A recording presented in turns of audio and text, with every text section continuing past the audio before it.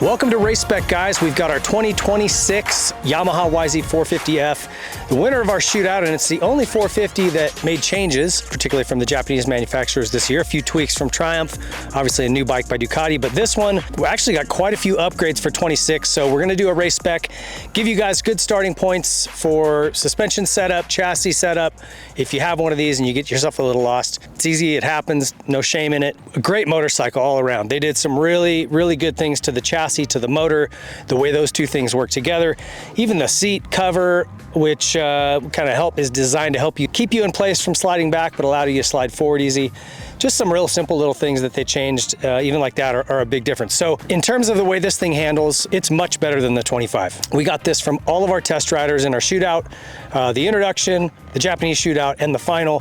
We actually got a lot of good feedback on this bike. And so we're gonna share that with you today, where we landed and what's different. From 25, that bike had an issue with setup. You had to run 95 mils of sag, 98, and try to bring the wheel as far back as you could in the swing arm to keep it from wheeling. And I think a lot of that was just the power came on a little too hard and it just kept picking the front end up. But they fixed that. This map is much smoother, puts the power to the ground in a much smoother way, and it actually helps the way the chassis works. So this was kind of a common setting with our test riders. Yamaha recommends between 102 to 105 on sag. It was 98 to 100 last year, so that shows you whether it's just the mapping or it's an internal change in the shock or chassis altogether, something is working to where they get that sag back now to 102 to 105.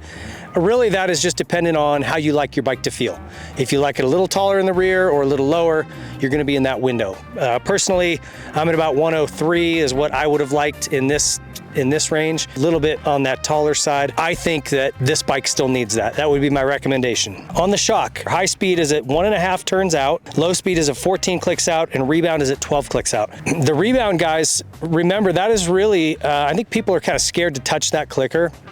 They think, oh, if I open it up, make it faster, I'm gonna hit a bump and it's just gonna launch me over the bars. That's not the way it works. It's not gonna do that. You could open it all the way up, it wouldn't do that. What that really does is if you're in a low traction environment, it's gonna keep that wheel on the ground and gripping and get a little bit better grip. If you're in sand, mud, deep, sticky dirt, you can have it be a little bit slower and it might feel a little more planted and settled. So really that's where you should be toying with that. And you should have, I would say, like a 4-click range where you know, okay, if I go to this track where it's slick and traction's at a premium, I'm gonna open that up 4 clicks, or oh, hey, I'm going to this track, it's deep, it's sticky, I'm gonna turn that in 4 clicks and go back down to here. That's my recommendation, is to have a window you're comfortable in and then change that as you go from track to track. Keep notes on where you like your clickers from one track to another. It will change. Forks, several things here. Fork height, stock is 2 mil between the clamp and the cap here. We'll show you what that looks like. This is how it should come from your dealer's stock. We have played with this over the course of the shootout, dropping it to 5 mil. So bringing the forks up in the clamp, dropping that front end a little bit. Again, this just depends on how you want the bike to feel. If you're someone who rides off the back more, maybe you want that front end to be taller, you could push it flush. Yamaha recommends between 2 and 5 mils. We left it at 2. That's where all of our guys were kind of most comfortable, but we did have some guys who liked it at 5. Typically, it's our taller guys that ride off the back of the bike more. But that's your fork height situation. Compression, 12 out, rebound, 10 out. Again, we opened that rebound up a couple of clicks. Some guys had a feeling of the front end kind of head shake or packing when you were coming down a hill that had bumps. So opening that up a little bit just allows it to return, stay a little higher up in the stroke, and not have that feeling of being too deep. So something to play with. Again, I would certainly have a 2 or 3 click range where you're comfortable changing that track to track. Again, just something to play with. If you get a new chain, try cutting it long and running the wheel as far back as you can. I think, particularly if you're running faster tracks, off-road, or anything that's slick, low traction, you're gonna like that little bit longer wheelbase. It's just gonna help keep the bike planted. It's not gonna wanna wheelie as much.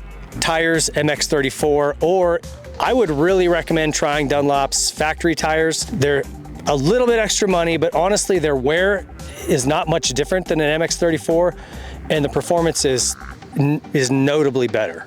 So if you're racing, competing, riding at a high level, I would definitely give it a try. The 34s are an awesome option otherwise. I would definitely recommend getting some different grips. That's all personal preference, but these stock ones are tougher than a $2 steak, as one of our favorite announcers would like to say. And the last thing I will say about this bike that is something that a higher level rider, maybe a heavier guy, if you're hard on the front brake, you're gonna wanna get a steel braided line. Sometimes this front brake can be a little soft if you're really hard on it. So just something to consider.